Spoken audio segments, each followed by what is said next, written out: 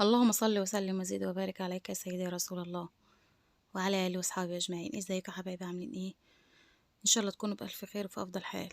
طبعا منوريني ومنورين قناتي، بوجودكم كالعادة تاج على راسي. جاي النهارده اعمل معاكم البانيه طريقة سهلة ومختلفة جدا. هتشوفيها بنفسك معايا في الفيديو ده الطريقة، وهنعمله كمان سندوتشات جميلة قوي بالعيش القرص اللي هي الفلاح اللي احنا عملناها. معايا هنا زي ما انتم شايفين كده، هنسمي الله ونقول معانا ايه، حوالي كيلو الا ربع من البانيه متقطع تقطيعه سميكه كده. انا بحب البانيه يا بنات متقطع تقطيعه سميكه. معايا بصلايه هبشرها، وهنتبل معاكم البانيه. بس الاول ما تنسونيش في اللايك والشير واشتراك يا بنات. ما تخلوش عليا بالاشتراك، ما تنسوش تشتركوا معايا. اشتراكوا ده مش هيخليكم اي حاجه، اعملوا لي لايك كتير. إيه، بصوا بقى، هنبشر بصلايه زي ما انتم شايفين كده، بصلايه متوسطه كده. هبشرها بالمبشره بشر ناعم. انا عايزاها ليه عايزاها مبشوره ليه؟ عشان عايزاها انا تبقى فيها نسبة مية شوية. معايا هنا فص توم واحد بس يعني ايه، ابن عز يعني. فص توم كبير كده، هخرطه بالسكينة زي ما انتم شايفين كده. بصي التتبيلة سهلة وخفيفة. طبعا احنا في الصيف ومش عايزين نحط حاجات ياما قوي كده في الاكل بتاعنا يعني. هحط فلفل اسود وشوية من من السبع بهارات وحبة من الكمون، يعني شوية صغيرين كده. كل حاجة يعني ايه نص معلقة كده. معايا هنا بس رشة صغنونة كده، حاجة بسيطة خالص من الزعت، من الورق اللوري والحبهان المطحون. ومعايا نص معلقة زعتر. الزعتر ده بيبقى مهم جدا في التتبيلة بتاعة البانيه، انا بحبه جدا. ونص معلقة ملح، وهعصر ليمونة، وهيظبط الملح بقى حسب الرغبة. هعصر ليمونة معاكم زي ما انتم شايفين كده، هحط شوية خل، وهتبل التتبيلة دي كويس جدا. البانيه بتاعنا زي ما انتم شايفين انا متفقة معاكم يعني ان انا عايزه البانيه التقطيعه بتاعته سميكه. انا ما بحبش البانيه تقطيعته رفيعه، بيطيب معايا وبيبقى جميل. معايا هنا بيضتين. طبعا انا هتبل البانيه كله مره واحده. إيه يعني ازاي يعني منور مره واحده؟ هقول لك دلوقتي ازاي مره واحده. هنا احط شويه فلفل اسود على البيضتين دولت، وهضربهم كويس، اخليهم يتوهوا ببعض كده، يبقى كلك ايه خليط واحد. وهنزل بيهم بقى على ايه، على التتبيله اللي انا عملتها دي. بس لما احط الفراخ الاول او البانيه بتاعي، احطه الاول على البصله والبهارات بتاعتي. وهقول لك هعمل فيه ايه. بصي بقى، البانيه بتاعي زي ما انتم شايفين كده انا مصفياه من الميه، يعني مغسول ومنقوع ومصفياه من الميه كده زي ما انتم شايفين. وبنزل كده بيه، عايزه اقلبه كله يخش التتبيله، يعني كله كده ايه، تبقى التتبيله مغطياه. بصي زي ما انتم شايفين كده التتبيله بتاعتي خفيفه وجميله. والله كان طعمه حلو جدا، من اجمل البانيه انت ممكن تعمليه. طبعا البانيه احنا بنعمله بكذا طريقه، بس يعني الطريقه ديت مميزه وخفيفه في الصيف اللي احنا فيه والحر ده، ربنا يرحمنا. هاتبّل كده، هاحط اللي أنا حطيتهم أتبّلهم، وأحط فوق منه إيه، عشان كلّه يبقى متغطي بالتتبيلة، بالبهارات والبصل والحاجة اللي أنا عاملاها دي. طبعًا أنا كل الكمية هانزل بيها كده زي ما أنتم شايفين، وهاعملها بس يعني إيه، تخلّي المعون معاكِ، يعني البولة اللي أنتِ هتعملي فيها تبقى واسعة شوية، عشان تعرفي تقلّبي فيها وكده. القطعة بسم الله ما شاء الله اللهم بارك، يعني القطعة كبيرة. أنا باحب قطعة البانيه بتبقى كبيرة وبتبقى سميكة. بتطيب معايا في الزيت، وبتبقى جميلة جدًا، وبتبقى كويسة ما فيهاش أي حاجة. إحنا زي ما أنتم عارفين البانيه ما بياخدش أي وقت. بُصّي بقى، هانزل كده بالبيض والفلفل الأسود على الخلطة اللي أنا عملتها دي. طبعًا أنا باضبّط ملحي وباضبّط دنيتي، باركنيها بقى زي ما أنتِ عايزة تركنيها. ممكن تركنيها من أول ما تيجي مثلًا من السوق، أو لو أنتِ عندِك بانيه من أول النهار وتعمليها، تبقى عندِك التتبيلة ديّة موجودة، البانيه متّبل طعمه تحفة.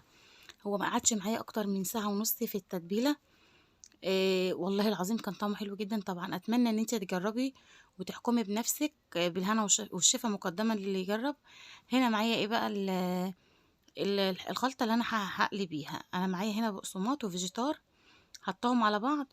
البقسماط أنا باعمله في البيت، والفيجيتار باجيبه بواكي كده، ومعلقتين دقيق. دقيق ليا منور، والفيجيتار والبقسماط أنا باعمل mix كده مع بعضه، بيدّيني لون حلو جدًا للبانيه، وبيدّيني طعم جميل.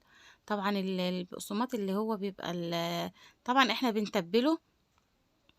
هتقولي لي إيه فايدة اللي أنتِ عملتِ البانيه كده؟ طبعًا بدل ما تحطّي في الدقيق وترجعي تحطّي في البيض واللبن، أو تحطّي في البيض، هيبقى مُكلِّف. يعني البيض دلوقتي غالي، يعني ربنا يرخيها من عنده الحمد لله. يعني البيض غالي جدًا، عشان تعملي نُص كيلو بانيه هتعملي لِك ب10 جنيه بيض عليه. لأ، إحنا البيضتين دُولة هيبقوا موفّرين. هنحطهم كده وهتحمريه، هيبقى الكفر بتاعه متماسك وجميل جدا. يعني برضك عشان ما يبقاش برضك غلبة عليكي، هتاخدي من البولة بتاعتك زي ما انت شايفة كده، وتحطي تمسكي بالمسكة تطلعي كده، وتعملي بايدك الناشفة اللي هي معلهاش حاجة عشان ما تمرمطيش الدنيا حواليكي، بس ايه وسعي الحاجة اللي انت هتحطي فيها. شوفي طبق كبير كده، حطي فيه الفيجيتار بتاعك وتبلي كده، واتكي بصوابع ايديكي كده على الفيجيتار، خليها ايه تضغطيها يعني كده. الفيجيتار معاكِ هنا هيتمسك في القطعة بتاعتِك، هيبقى متماسك جدًا، مش هيبقى فيه أي فراغات، بالتالي مش هيُقع من على البانيه بتاعِك. والله العظيم كان الcover حلو جدًا، أنتم كنتم شايفين بنفسكم كان النتيجة عاملة إزاي في أول الفيديو. التليفون كمان ظالم لون البانيه، لونه حلو جدًا، دقيق بيروّق لونه وبيخلّيه لونه حلو جدًا. البقسماط معايا بيحمر بسرعة وبيدّيني لون غامق شوية. لأ الدقيق والبقسماط مع الفيجيتار بيدّي لون حلو. هنا كنت أنا سخّنت الزيت ونزلت فيه كده. اللي يعرف الزيت بيفور ليه كده يقول لي، أنا مش عارفة الزيت بيفور ليه كده، أنا أول مرّة يعني أجيب الزيت ويفور عندي كده. بُص بقى باتبّل كده زي ما أنتم شايفين بالراحة كده. أنا كده خلّصت يعني عملت 3 قطع معاكم، هاكمّل الكمية يعني كلّها مع بعضي، يعني هاكمّلها يعني لوحدي وهارجع لكم بقى نشوف هنعمل إيه تاني. طبعًا أنتِ بتتّكي بصوابع إيدِك كده ومعاكِ حاجة بتحطّي فيها. هاخلّص بقى الكمية زي ما باقول لكم كده وهارجع تاني. بُصّي البانيه هنا كان خَد لون تحفة، لون حلو جدًا، الcover بتاعه متماسك، شكله حلو جدًا. أنا عايزة أعرف الزيت بيرغلي كده مش عارفة. طبعًا البانيه بتاعي حلو جدًا، واخد لون حلو مستوي. حاولوا برضه يا بنات ما تخلّوش النار عالية أوي، النار تبقى وسط كده وتبقى يعني الزيت ده والله أنا أول مرّة أقلي فيه، يعني أول مرّة يعني حاطاه لسه في الطاسة وأنا باحمّر. بُصّي قطع البانيه معايا جميلة ومتماسكة إزاي، حلوة جدًا. القطع هتحسّي إن هي ماسكة نَفْسها كده وكبيرة. ليه؟ لإن أنا باحب البانيه تبقى القطعة بتاعته كبيرة. دي النتيجة بتاعتي بعد ما خلصت. واعمليه بقى في ساندوتشات بيبقى حلو جدًا، طبعًا حابة تاكليه مع مكرونة اللي يريّحِك. بس إحنا بنحب ناكل البانيه بالعيش يعني. بُصّوا بقى ده العيش اللي أنا كنت خابزاه معاكم، بُصّوا شكله عامل إزاي. طبعًا أنتِ بتعمليه كده بُصّي اللي هي القرص الفلاحي دي، بتفتحيها كده عاملة زي الساندوتشات الهمبرجر كده. بس طبعًا إحنا مش بنعاملها معاملة الهمبرجر لإن دي حاجة ودي حاجة، بس حاجة كويسة، يعني حاجة ماشية معانا يعني جميلة، إحنا بنحبه كده.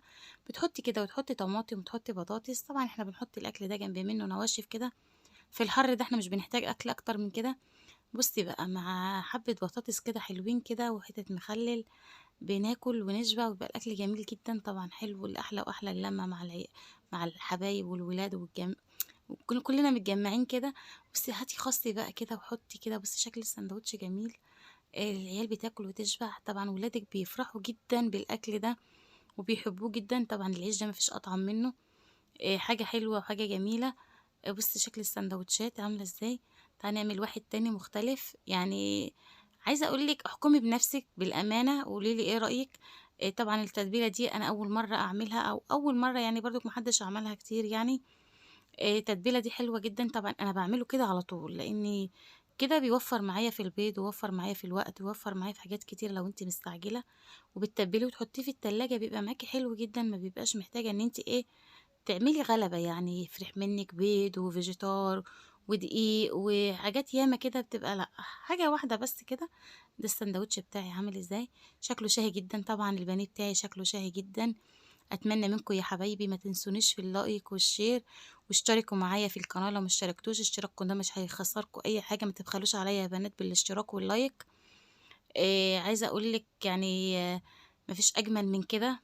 آآ طبعًا اخواتي وحبايبي باحبكم في الله، واشوفكم في فيديو جديد. بُصّي قبل ما أقفل معاكم عايزة أوريكِ البانيه من جوّه عامل إزاي، حلو جدًا ومتماسك والله العظيم قطعه ما شاء الله عليها بصحة وهنا للي أكل منه. عايزة أقول لِك طايب مهري، طايب سِوَى جميل. السلام عليكم ورحمة الله وبركاته.